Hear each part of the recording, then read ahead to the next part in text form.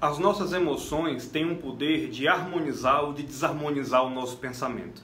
É interessante como a ciência hoje traz pesquisas cada vez mais que mostram a importância do bem-estar emocional para que a gente consiga ter bons resultados na vida cotidiana, no seu trabalho, nas decisões que a gente toma, decisões de compra, decisões de o que é que vamos fazer com os nossos filhos, decisões de aonde vamos morar, etc. E a parte emocional, ela conta bastante. Por quê?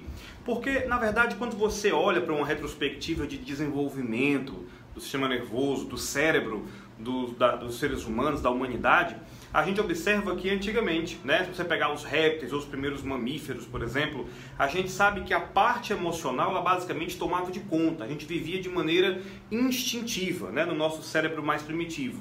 E ao nos tornarmos humanos dotados de uma capacidade de inteligência muito grande, muito elevada, ou seja, o topo daquilo que a gente chama de escala evolutiva, a gente passou a desenvolver regiões. E em especial, quem acompanha o meu canal sabe que eu falo sempre sobre essa regiãozinha aqui que é o chamado córtex pré-frontal. Sem ela, a gente não faz reunião, não faz planejamento, a gente não programa o dia de amanhã, não pensa no que vai acontecer no ano que vem. Só que aí mora um detalhe importante que muitas vezes pode ser que você desconheça.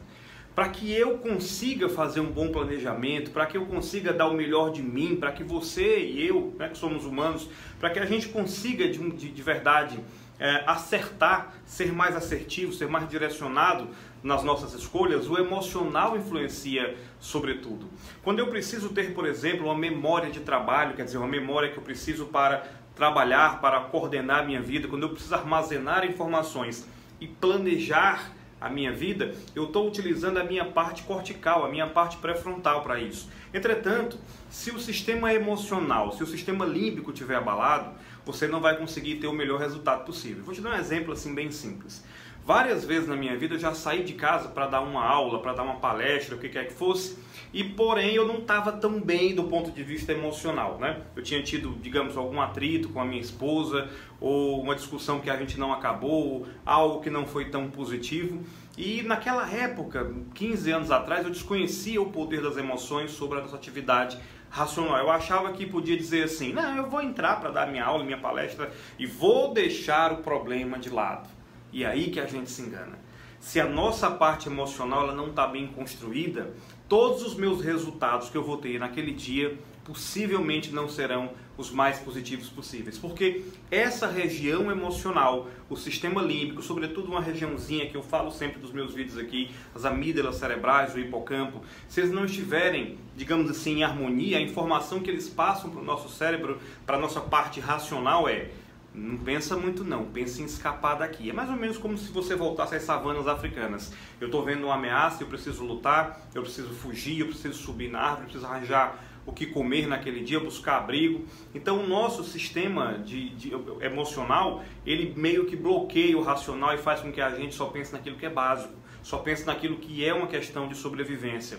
E a espécie humana não está mais só nessa questão da sobrevivência. Nós estamos hoje numa questão muito mais avançada, onde a inteligência ela precisa prevalecer em muitos momentos.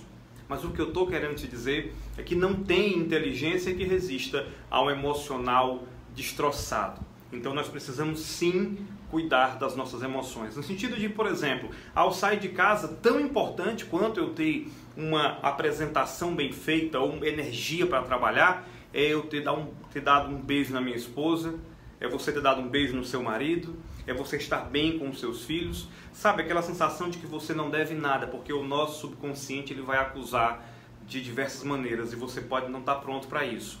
Muitas vezes a gente pensa assim, mas eu já sou formado, eu sou graduado, ou talvez você pense assim, o meu problema talvez seja ter mais um título, talvez o meu problema seja que eu estou precisando estudar mais, me dedicar mais, saber mais, ler mais um livro, e trabalhar somente o racional, entende? Enquanto que o emocional está completamente desvinculado do conjunto. Na verdade é um conjunto. Quando a gente fala de ter inteligência emocional, não é o fato de que você terá que sobrepor uma coisa à outra. Não, essas duas coisas estão em equilíbrio. E esse equilíbrio é alcançado de maneira constante. Pode ser que você não tenha ainda o melhor equilíbrio emocional da sua vida. Pode ser que a sua casa não seja ainda um ambiente mais equilibrado, mas nada impede que seja. Do ponto de vista da psicologia, do ponto de vista da ciência, eu posso mudar o meu comportamento. Eu posso ter 90 dias de imersão num novo comportamento e de repente eu vou ter um novo comportamento, novos resultados. Do ponto de vista espiritual, Deus a cada manhã Ele renova as bênçãos e promessas nas nossas vidas. A Bíblia fala bastante, a Bíblia fala muito sobre essa questão da emoção. Quer ver? Eu tenho um trechinho aqui para ler para você que é muito importante, tá? Se você olhar, por exemplo, lá em Provérbios, estou aqui com o texto na minha frente, Provérbios 4, 23, diz o seguinte: sobre tudo o que se deve guardar, guarda o teu coração, porque dele procedem as fontes da vida. Então, se emocionalmente eu não estou bem, e quando a Bíblia fala coração, muitas vezes ela está falando da nossa emoção, do nosso sistema emocional. Claro que a Bíblia não ia trazer sistema límbico, né? Toda amígdala, não. Mas quando ela fala de emoções, a Bíblia está falando exatamente disso. Quando ela fala de coração, está falando disso. Então, se eu não guardo o meu coração, se eu não guardo os meus pensamentos, se eu me atrito com o primeiro que eu vejo, se eu vou colecionando confusões com o porteiro, com o motoqueiro, com o motorista, até chegar no meu trabalho e pensando num monte de abobrinha, que resultados que eu vou ter lá? Que resultados que você vai ter lá? Então é preciso sim guardar o nosso coração. À noite, quando você chega em casa, que você beija um filho, que você tem uma conversa com a sua esposa, que vocês têm um momento mais íntimo, que vocês têm um momento de ficar a sós, assistindo um filme, comendo uma pizza, o que quer que seja que te faça feliz, nesse momento você está construindo uma proteção para o seu coração, ou seja, uma proteção para aquilo que é emocional. Em outros vídeos, tantas vezes eu falei aqui que aquelas pessoas que são emocionalmente abaladas, isso gera nelas quadros de ansiedade. Então, não cuidar do coração pode gerar ansiedade. Quando eu falo coração, entenda a emoção. Pode gerar ansiedade, pode com o tempo aprofundar essa ansiedade e migrar para uma depressão. Pode fazer com que a gente não saiba para onde está indo na nossa vida. Enquanto isso, a fisiologia vai sendo consumida. Enquanto isso, o cortisol vai aumentando. Enquanto isso, a pressão arterial está indo para o espaço. Enquanto isso, os seus rins não estão funcionando da mesma maneira. Olha que interessante, tudo isso é verdade. A fisiologia moderna, os estudos da medicina moderna provam que as emoções, ou seja, que o nosso coração está completamente ligado à qualidade de vida que nós temos. Hoje a epigenética fala, por exemplo, que se a gente não tem uma boa condição emocional, existem problemas como, por exemplo, a metilação do DNA. Tá? Eu não quero trazer aqui termos técnicos nesse vídeo, mas o DNA da gente vai ser afetado de maneira tal que a programação genética a partir dele será toda tortuosa. E eu posso passar isso para gerações futuras. Então, quando eu não cuido do meu coração, quando eu não cuido do meu emocional, eu estou formando em mim uma condição de vida negativa fisiologicamente e posso passar aquilo para frente. Não só pelos gametas, não só na reprodução. Pode ser que você já tenha filhos e não terá mais filhos. Mas os que já estão, os que já vivem, que observam o teu comportamento, estão absorvendo aquilo como se fosse uma antena parabólica. E não tem nada pior para um filho do que um desequilíbrio dentro de uma casa. Quando ele vê o pai e a mãe brigando, é como se o sol e a lua estivessem sendo destruídos e ele perde completamente o horizonte, dá um medo, um pânico. Lembra da tua infância? Quando seus pais brigavam, eu ficava arrasado. E eu quero ler mais um trecho aqui sobre essas preocupações diárias também, essas preocupações que geram ansiedade, essas preocupações que afetam a nossa fisiologia. E lá na Bíblia diz o seguinte também, lá em Mateus 6, 25 e 26, portanto eu lhes digo, não se preocupem com as suas próprias vidas, quanto que comer ou beber, nem quanto aos seus próprios corpos, nem quanto ao que vestir. Não é a vida mais importante do que a comida, né? Na verdade, eu vou voltar aqui só um pouquinho. Não é a vida mais importante do que a comida e o corpo mais importante que a roupa. Eu nem vou cortar, eu vou deixar o vídeo assim mesmo, tá bom? Você que me acompanha no canal, você já tem proximidade comigo. Se você caiu aqui de paraquedas, seja bem-vindo. Se inscreva e a gente vai trocar informações sempre que puder. Voltando. Observem as aves do céu. Não semeiam, não colhem, nem armazenam em celeiros. Contudo, o Pai Celestial as alimentam. Não tem vocês muito mais valor que elas? Ou seja, você tem muito mais valor para Deus que as aves tão lindas, né, que tem por aí, que os campos, enfim. Nós temos valor. A gente precisa se conectar com os valores que nós temos para Deus, a gente importa. A nossa vida é muito valiosa para Deus. A nova aliança em Jesus Cristo faz de nós pessoas renovadas a cada manhã. Nós não precisamos. Outro dia eu estava tendo uma discussão com uma pessoa, uma discussão positiva, e ela dizia assim para mim, mas eu acho que eu não mereço, né? Eu cresci profissionalmente. Eu falei, não, você não merece. Eu não mereço. Não é por merecimento que a gente tem acesso a essa graça. É simplesmente pelo fato de sermos filhos dele, né? E quando estamos em Cristo Jesus, estou levando aqui agora a nossa conversa para o lado espiritual, quando ali nós estamos, nós temos completamente adesão ao projeto dele, acesso à graça.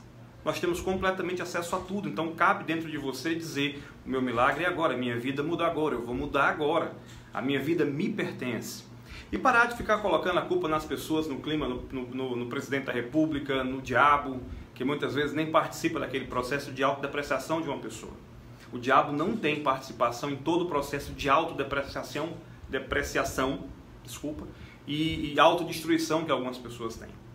Então não importa qual é o teu projeto, se nesse projeto você estiver feliz, as pessoas estiverem felizes e você sentir que esse projeto tem a mão de Deus, então segue em frente. Não tem que ter medo de nada.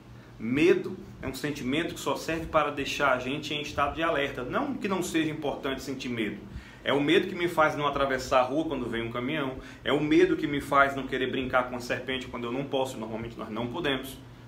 Porém, se esse medo permanece em nós, ele nos paralisa e nos faz ser escravos desse sentimento que é tão destrutivo. E não tem nada de errado em ter medo. O problema é paralisar estando com medo. Fazer as coisas com medo, muito importante, já fiz várias. Cristo teve medo. Cristo quase desiste. Falou para Deus, Pai, afaste de mim esse cálice, mas se for da tua vontade, que venha o que tiver de vir. E mesmo com medo ele foi. E mesmo com medo muitas pessoas foram. Muitas aulas na minha vida eu dei com medo. Muitas palestras, muitos atendimentos eu já fiz com medo. E a vida me ensinou que esse medo serve para graduar, né, a quantidade de esforço que eu vou ter que ter naquele projeto e não recuar a partir dele. E é isso que eu quero trazer para você nesse vídeo, sabe? Somos humanos, temos problemas, temos emoções, e essas emoções criadas por Deus foram feitas para estar em harmonia, sincronia e para que a gente tenha o melhor possível. Então não deixemos que as emoções possam muitas vezes travar o nosso progresso enquanto pessoa, possam afetar a nossa memória. A gente sabe, estudos de Harvard, de Cambridge, mostram que pessoas com emoções controladas, positivas, elas têm mais sucesso. Não é mais o coeficiente de inteligência racional que define as pessoas, mas o coeficiente de inteligência emocional. Nos próximos anos, pós essa pandemia agora, as pessoas serão medidas pela sua inteligência emocional. É claro que tem que ter conteúdo, é claro que tem que ter o racional, mas o emocional vai sobressair em todas essas situações. E é isso que eu desejo para você. Aprofunde no autoconhecimento, aprofunde no conhecimento de si mesmo, daquilo que você pode fazer, trate as suas emoções, viva num clima de harmonia e prove para Deus, entregue para Deus a sua vida. Quando eu digo prova, não é que eu tenho que demonstrar, mas provar assim, ei Deus, eu estou disposto. Sabe, eu estou aqui verdadeiramente, faz da minha vida aquilo que for melhor e eu tenho certeza que será o melhor para você. Quem confia em Deus jamais é desapontado. Quem guarda suas emoções jamais é desapontado. Quem entende que não precisa andar com vãs preocupações também jamais é desapontado.